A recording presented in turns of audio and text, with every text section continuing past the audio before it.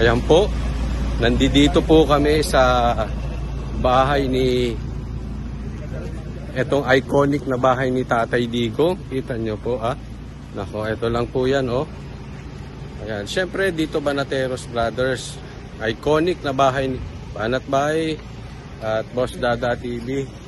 Yan, ito yung madalas nating makitang bahay ni Tatay Digong. Iconic, very iconic po ito. Yan, nagpipicture na si Banat Bay. Kita nyo Hanggang ngayon, dito pa rin nakatira si Tatay Digong.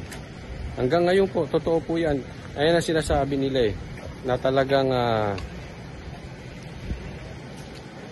kahit labanan ng lifestyle check, hindi sila mananalo sa Duterte. Simpleng pamumuhay. Naku, wala talagang tatalo. Walang tatalo sa isang politiko na kayang ipagmalaki ang simpleng pamumuhay. Pumasok kang Seiko ang relo, lalabas kang Seiko ang relo. Ayan, maganda rito, maganda. At ipakita ko, yun ata yung motor. Pwede kaya pasukin to? Ito motor. Motor. Ay, bawal na.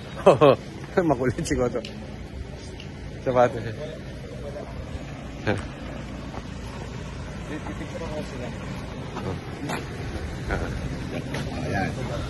Okay. So, mahigpit sila pero maganda. Nakaka-proud po, nakaka-proud.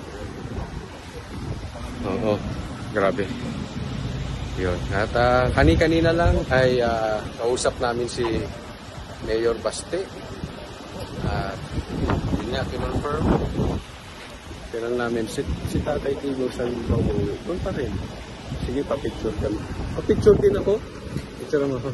Pero naka-video ako Ayan, picture lang. Ayan, so maraming salamat po. Next time, pupunta naman kami SMNI. Maraming salamat. God bless everyone.